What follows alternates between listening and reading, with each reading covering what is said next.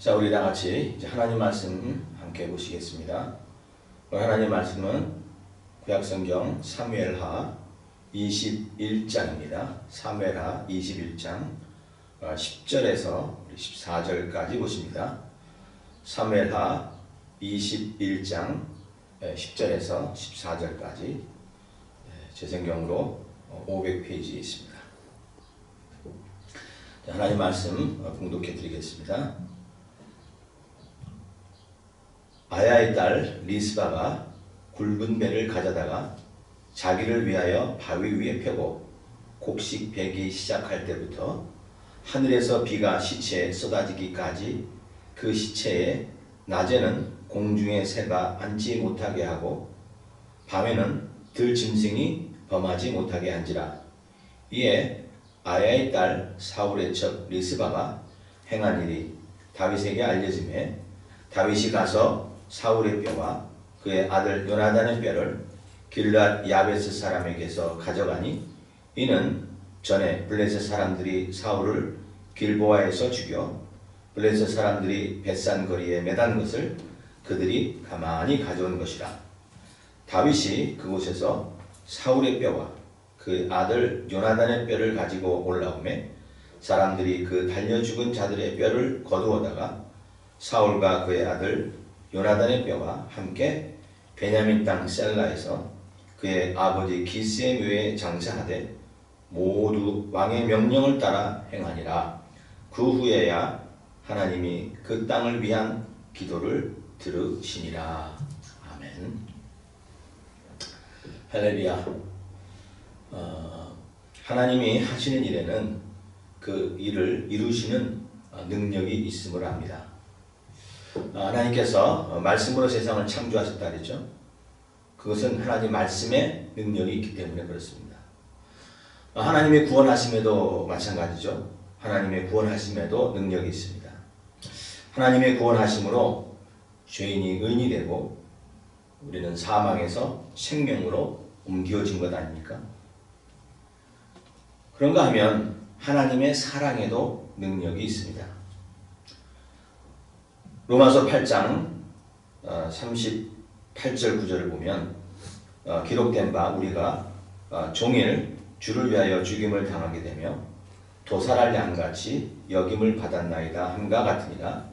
그러나 이 모든 일에 우리를 사랑하시는 이로 말미암아 우리가 넉넉히 이긴다 그랬습니다.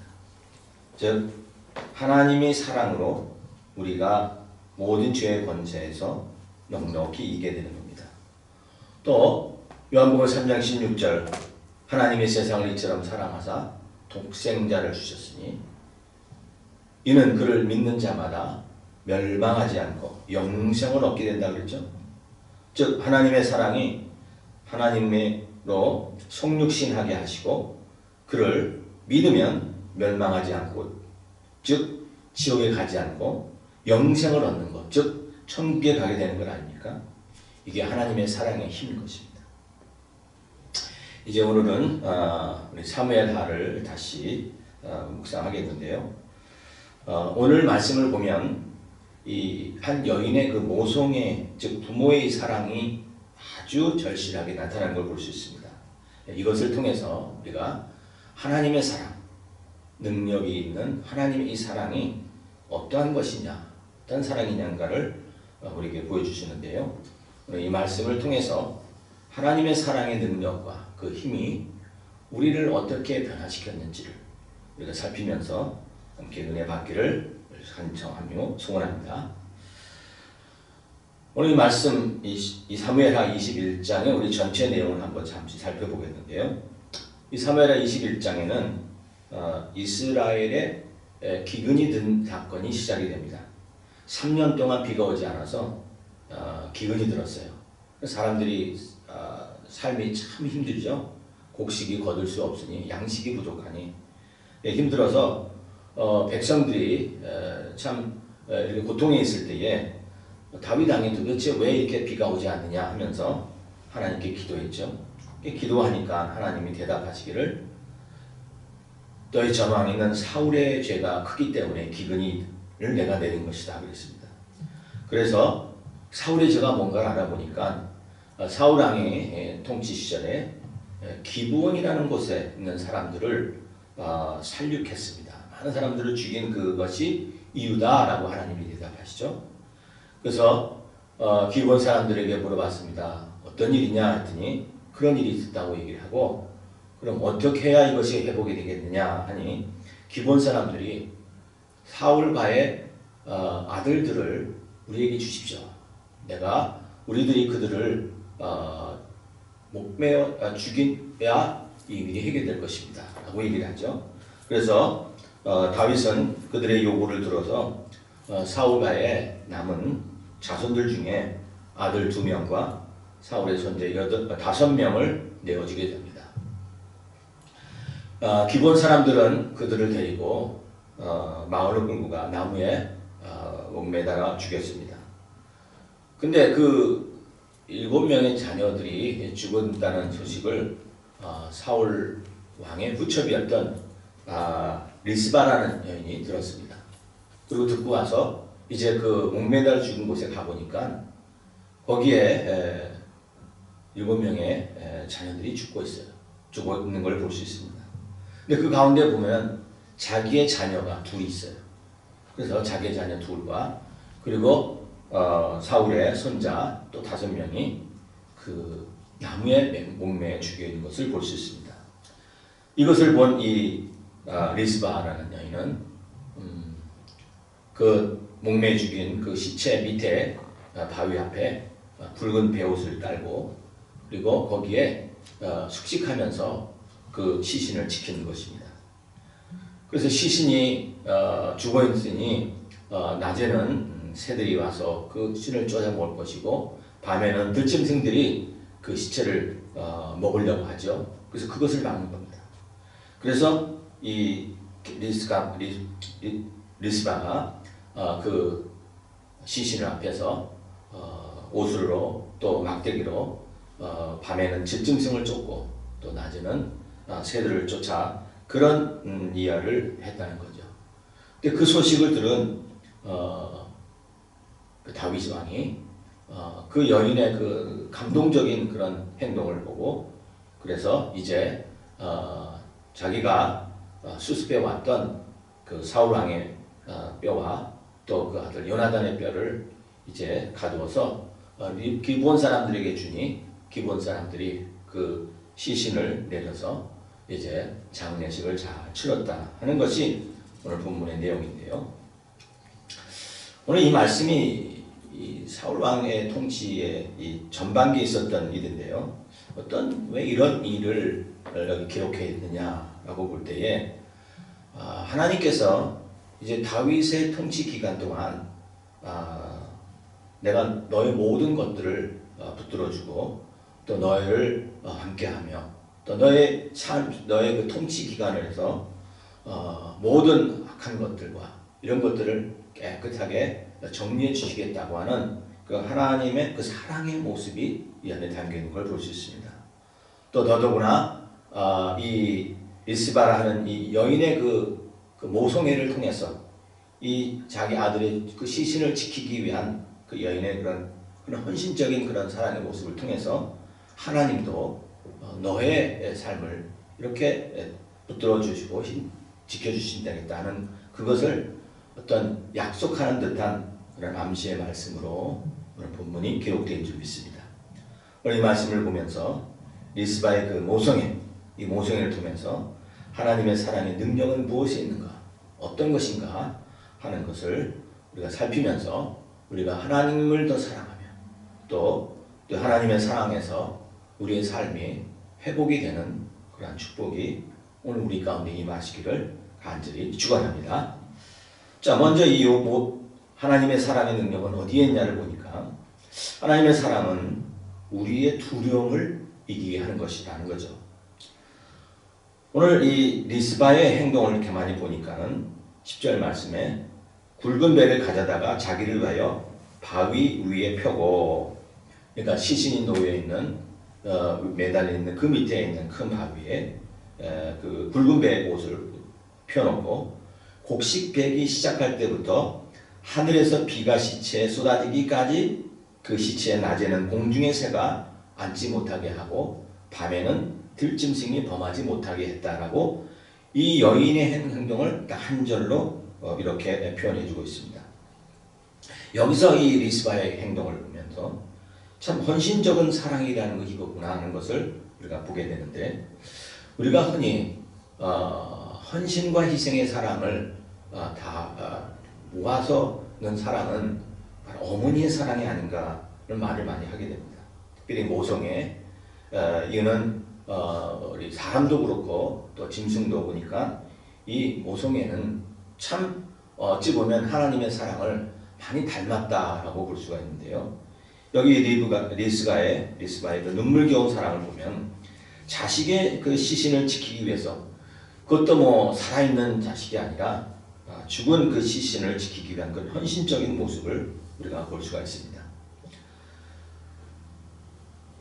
그 여인이 그 바위에서 아무리 굵은 옷을 깔아놨다 할지라도 거기서 그 숙식을 한다는 것, 거기서 계속 있는다는 것은 참 쉬운 거 아닙니다. 낮에는 태양빛이 뜨고 또 밤에는 그 추운 날씨에 이 사막 기후는 그렇게 일기가 별수는 안돼도 불구하고 거기서 계속 머물고 살게 됩니다. 뭐 누가 음식들은 좀 가져다 줬겠죠.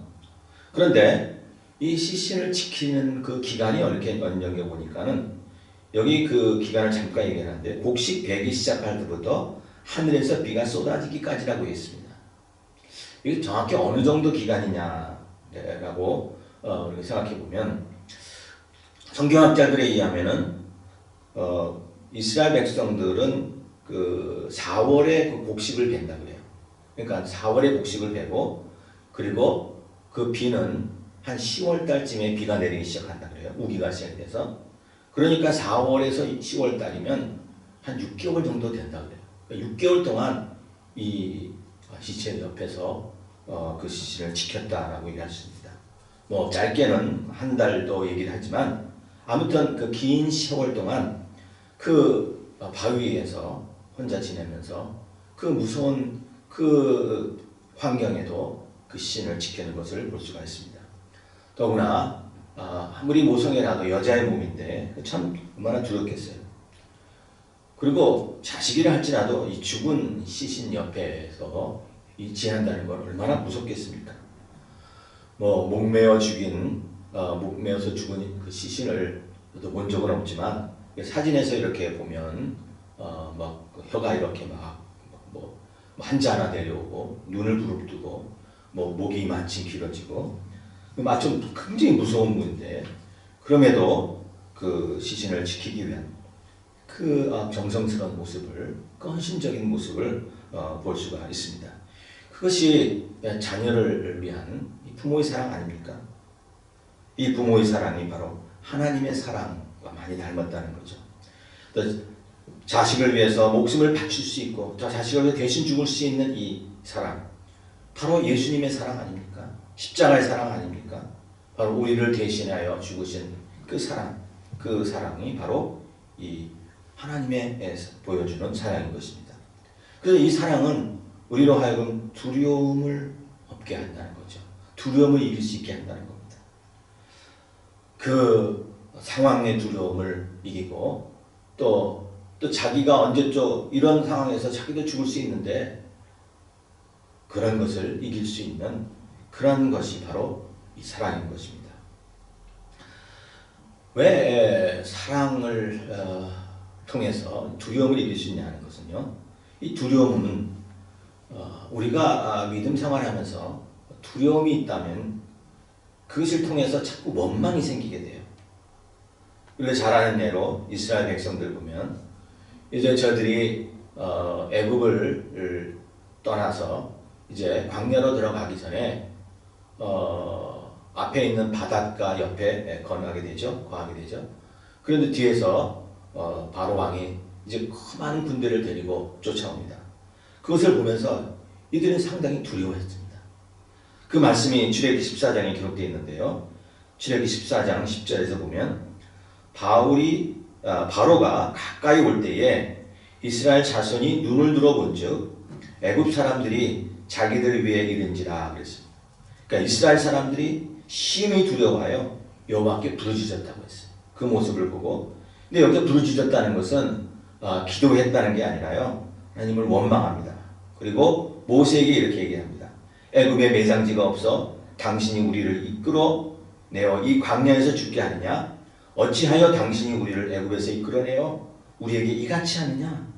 또 애굽에서 당신에게 이른 말이 이것이 아니냐? 우리를 내버려 두냐? 우리가 애굽 사람을 섬길 것이라 하지 않겠느냐? 애굽 사람을 섬기는 것이 이 광야에서 죽는 것보다 낫겠다. 이렇게 원망을 하다는 겁니다.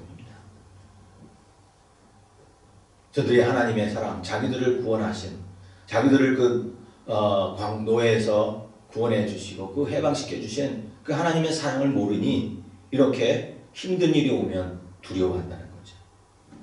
그러나 오늘 말씀을 보면 이 리스바의 반응을 보면 리스바에게는 어떤 원망의 어떤 반응이 없는 걸 볼 수 있어요. 어떤 원망이 전혀 없습니다. 자, 남편도 잃었죠. 그리고 졸지에 이 두 아들을 잃었죠. 그리고 나머지 5 자녀도 족보적으로 따지고 보면 자기 손자에 해당되는데 아무튼 자기 자손들 다 잃게 되죠. 그것도 이 자녀들의 잘못 아닌 그 아버지의 잘못으로 인해서 이렇게 죽게 되는 것을 볼 때에 평범한 사람 같았으면 아마 미치지 않았을까요? 아니면 함께 나도 죽겠다 하고 하지 않았을까요?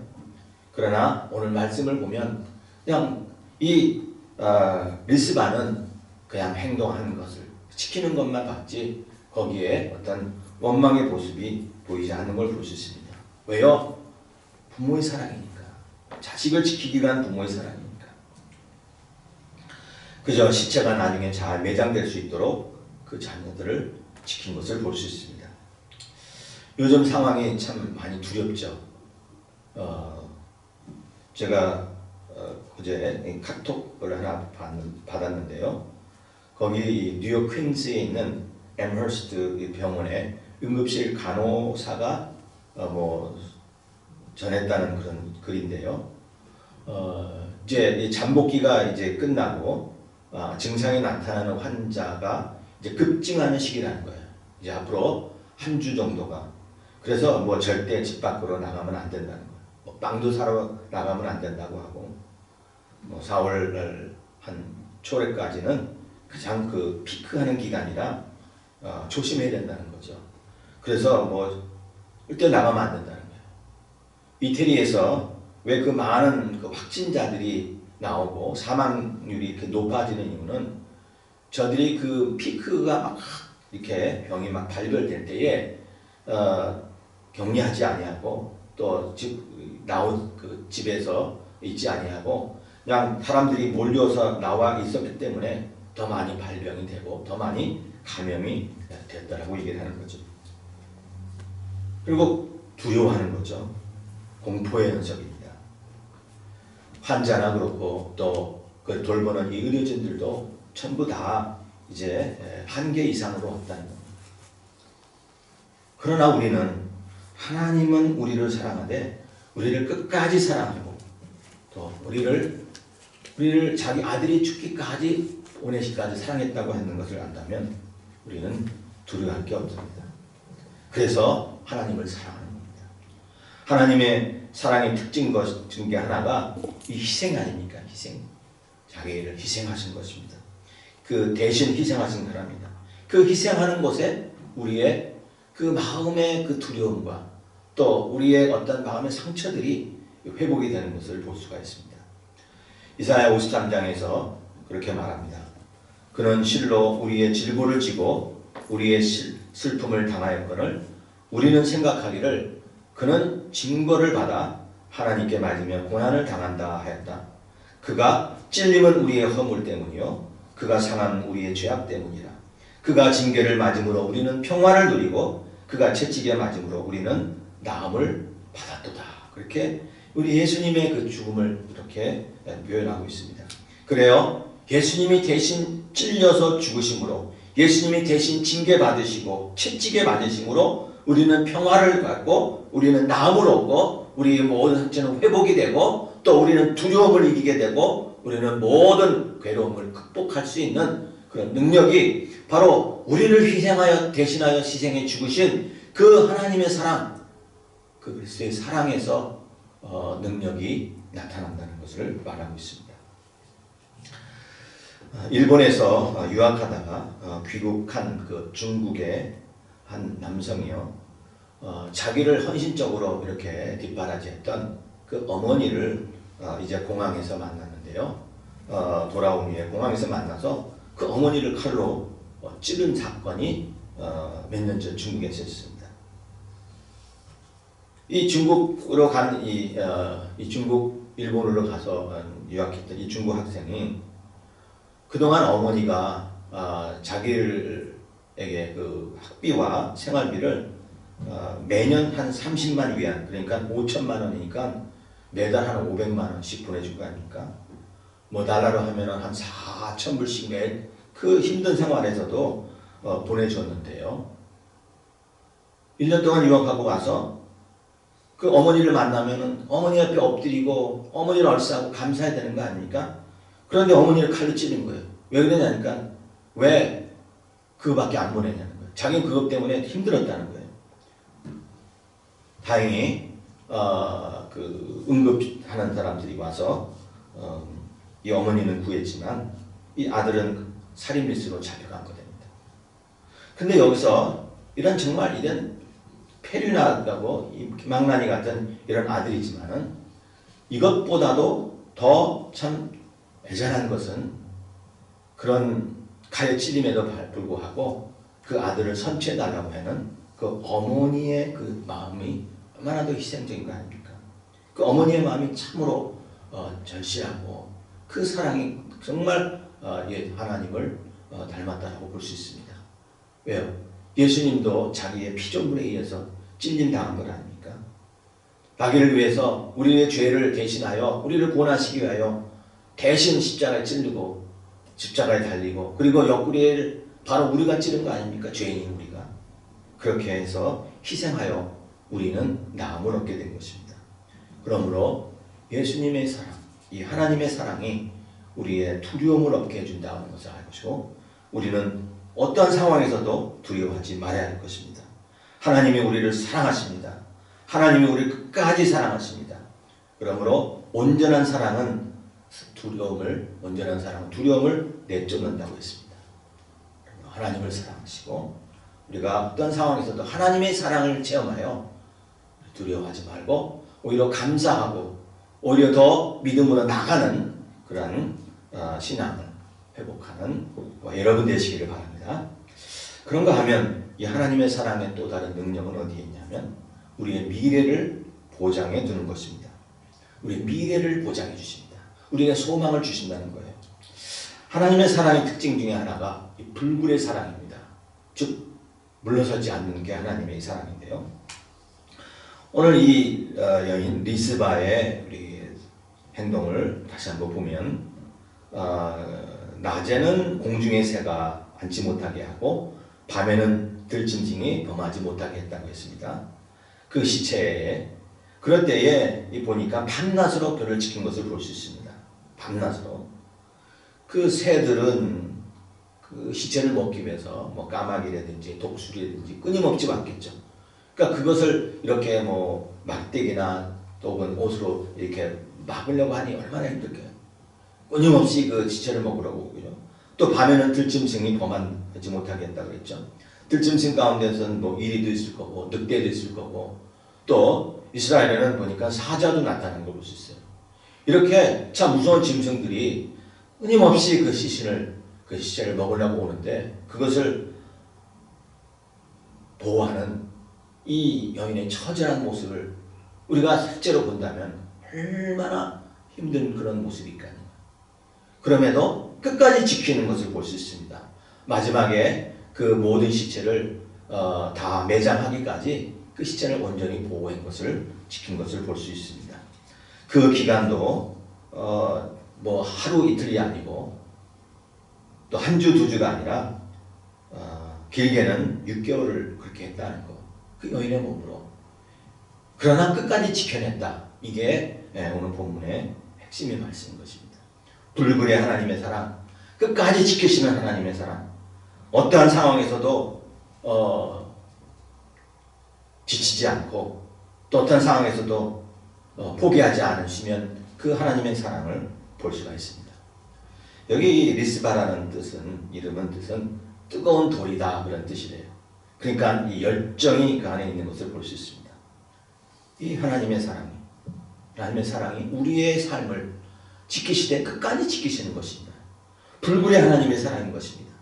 우리 하나님이 붙드시면 그 손에서 빼앗을 자가 없다. 주님도 말씀하시지 않습니까?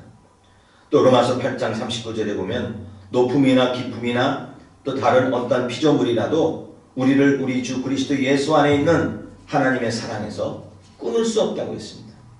또 시편 37편의 말씀을 보면 여호와께서는 사람의 걸음을 정하시고 그의 길을 기뻐하시나니 그는 넘어지나 아주 넘어지지 엎드러지지 아니하면 여호와께서 그의 손을 붙드시리라. 우리 하나님 붙드시되 하루에 끝나는 게 아니라 오늘 하루만 하는 게 아니라 우리 주님 앞에 서는 날까지 우리를 붙들어 주시는 그 하나님의 사랑, 불굴의 사랑인 것이므로 그러므로 우리는 내일이나 내일을 염려할 것이 없다는 겁니다. 내일의 것들, 내 인생 앞으로의 모든 미래의 것들을 우리는 소망을 가질 수 있는 것은 하나님께서 우리를 끝까지 붙들어 주시기 때문에 그렇습니다.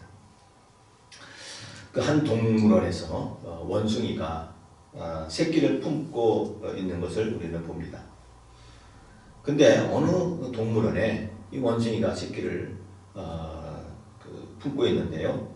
가만히 보니까 그 원숭이 새끼가 죽어 있어요. 죽은 새끼예요. 그 오래돼서 벌써 그 시체가 바싹 말라 있는 것을 볼 수 있습니다. 그래서 동물원 관리인들이 그 새끼를 빼앗으려고 했지만 그 소리를 지르면서 빼앗을 때마다 소리를 지르면서 그냥 도망치면서 그 새끼를 빼앗기지 않으려고 하는 그러한 참 모성애를 그 동물에서도 볼 수가 있는 것입니다.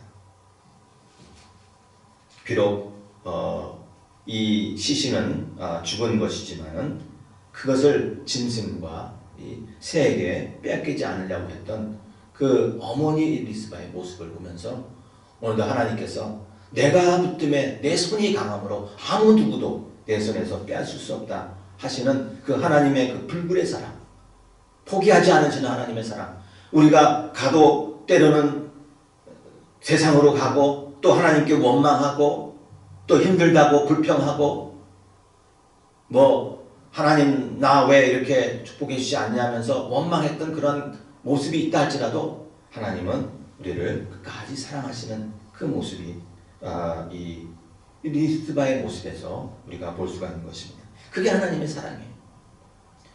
그러므로 우리 하나님의 백성들은 어려움을 만나도 실망할 수 있어도 절망할 수는 없는 겁니다. 우리가 지난주에도 살펴봤던 이 시편 91편의 말씀, 시편 이 91편을 보면 우리 하나님께서 우리를 어떻게 지키시는지를 우리가 자세히 기록하고 있지 않습니까? 지존자의 은밀함에서 거주하시며 전능자의 그늘에서 거하시는 자요, 나는 여호와를 향하여 말하기를 그는 나의 피난처요 나의 요새요 내가 의뢰하는 하나님이라. 그가 하나님이 나의 피난처시요 나의 요새라고 고백하면서 새와 새 사냥꾼의 들 올무에서가 심한 전염병에서 우리를 건지신다고 했습니다. 그리고 그를 빛으로 우리를 덮으사 그 날개 안에 우리가 피하게 되면 밤에 찾아오는 공포와 낮에 날아드는 화살과 어두울 때 펴지는 전염병과 밝을 때 닥쳐오는 재앙을 두려워하지 않을 것이다. 왜요? 우리 하나님께서 우리를 붙들고 계십니다. 내일도 아니 우리 일생 동안 우리 하나님이 불굴의 사랑으로 우리를 지키시고 계시고 계시기 때문에 우리는 어떠한 상황에도 두려워하지 말 것이고 내일에 대한 소망을 갖게 되는 것입니다. 사랑이라는 것은요, 우리에게 생기를 주세요. 사랑이라는 참 놀라운 것인데요, 힘이 있어요. 에너지가 있어요. 생기가 있어요. 에스겔 골짜기 이야기를 우리가 알죠. 에스겔 37장에 보면 그 에스겔 골짜기에 에스겔 선지자가 가보니 그곳에 많은 뼈가 있습니다. 그래서 많은 마른 뼈들이 있는데요, 그 뼈들을 향한 건 하나님이 뼈들을 하여금 생기를 불러라 이렇게 명령하시죠. 그래서 에스겔이 생기를 불러서 간청을 하니까 갑자기 그 뼈가 맞추기 시작하더니 그 뼈 위에 살이 붙고요. 그 다음에 힘줄이 붙고 그 다음에 살갗이 이렇게 붙고 그리고 많은 그런 사람이 그곳에 있는 것을 볼 수 있습니다. 그런데 그것으로만 끝나면 아무 소용이 없죠. 생기가 없는 시신은 아무 소용이 없는 겁니다. 그때 생기를 부어 들어가니까 큰 군대가 되었다고 했습니다. 이 생기라는 게 뭡니까? 하나님의 사랑을 아는 것입니다. 하나님의 사랑을 알고 하나님의 사랑을 깨닫고 하나님의 사랑에 가까이 오는 게 그게 이 우리의 삶을 생기를 내어다 주는 것입니다. 리스바가 이 자식의 시체를 지키는 행동에 우리는 참 감동이 되는데요. 왜요? 그 사랑이 결국 그들을 온전히 매장케 하면서 그리고 하나님도 감동이 되고 그것을 통해서 다윗 왕도 감동을 받는 그런 귀한 사랑인 것을 볼 수 있습니다. 그러므로 사랑이라는 것은요, 가치를 추구하는 게 아니라 가치를 부여하는 게 우리 사랑이에요. 우리 인생의 가치, 우리 삶의 가치, 우리에게 뼈 같은 마른 뼈 같은 우리에게 생기를 주어서 우리를 회복해야 하는 그런 능력이 바로 사랑인 것입니다. 그러므로 우리가 사랑을 받게 되면 우리는 어떠한 상황에서도 모든 것을 참고 견디게 한다고 했습니다. 고린도서 13장에서 모든 것을 참으며 모든 것을 믿으며 모든 것을 바라며 모든 것을 견딘다고 했습니다. 사랑은 우리의 믿음을 믿음되게 더욱 믿음되게 합니다. 갈라디아서 5장 6절에도 그럽니다. 그리스도 예수 안에서는 할례나 무할례나 효력이 없으되 사랑으로서 역사하는 믿음뿐이라고 했습니다. 하나님은 우리를 강하게 하시는 사랑이 있다는 거죠.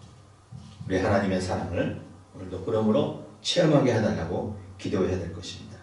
하나님을 사랑하고 이웃을 사랑하는 믿음을 달라고 기도해야 될 것입니다. 성도들의 우리가 이름을 좀 부르면서 기도해야 될 것입니다. 우리가 포도원 목장을 위해서도 기도하시고요. 교회를 위해서 기도하세요. 주여, 저들에게 생기를 부으십시오. 그들의 하나님의 사랑을 체험하게 해달라고. 그래서 하나님의 사랑을 알 때에 우리가 두려움을 이기게 되고 원망하지 않게 되고 내일에 대한 소망을 품게 되며 우리가 매일 능력 있게 우리가 신앙생활을 하게 되는 것입니다. 사랑하는 가나교회 성도님들, 우리 지금 이 코로나 바이러스 19로 인해서 지금 완전히 아무것도 못하고 이렇게 뭔가 갇혀있는 그런 상황이지만은 왜 그렇게 우리가 집에 갇혀 있어야 될까요? 우리가 이 병에 대한 두려움 때문 아닙니까? 이것을 걸리면 치료제도 없고요, 백신도 없다고 하니까 두려움이 있어요. 그리고 이것이 언제 끝날지 모르는 내일에 대한 소망이 지금 많이 희박해져 있는 것을 볼 수 있습니다. 그런데 여기에 우리 하나님의 사랑을 다시 한번 체험하시기 바랍니다. 하나님의 사랑을 생각하시기 바랍니다. 하나님이 이런 삶에도 불구하고 우리를 끝까지 붙들어 주신다고 했습니다. 두려워하지 마세요. 거기다 원망하지 마세요. 거기다 불평하지 마세요. 오히려 감사하시기 바랍니다. 그럴 때에 하나님의 사랑이 나에 함께 하시고 이 사랑에서 어느 누구도 빼앗을 수 없는 그런 능력이 우리 가운데 임하시게 될 것입니다. 이렇게 해서 매일매일 소망을 가지고 살아가는 여러분 되시기를 주님의 이름으로 간절히 축원합니다. 아멘. 기도합니다. 하나님 아버지, 지금까지 우리를 지켜주신 은혜와 사랑을 감사합니다. 우리를 구원해 주시고 사명을 주신 것을 감사합니다. 맡겨진 사명에 충성하는 일꾼 되게 하여 주시고 감당할 수 있는 힘과 능력을 더해 주시옵소서. 우리가 이제는 섬김을 받기보다는 섬기게 하시고 위로받기보다는 우리도 위로할 수 있게 하시고 사랑받기보다는 우리도 사랑하는 그런 성도가 되기를 원합니다. 우리를 향하신 그 하나님의 놀라우신 사랑처럼 우리가 서로 사랑하며 기쁨과 감사가 충만하게 하여 주시옵소서. 하나님을 우리가 전심적으로 사랑한 것처럼 이웃을 내 몸처럼 사랑하게 하시고 생명을 지켜주시고 인도해 주심에 감사하며 이제 더욱 헌신하며 우리의 믿음을 새롭게 하여 주시옵소서. 예수님 이름으로 기도합나이다. 아멘.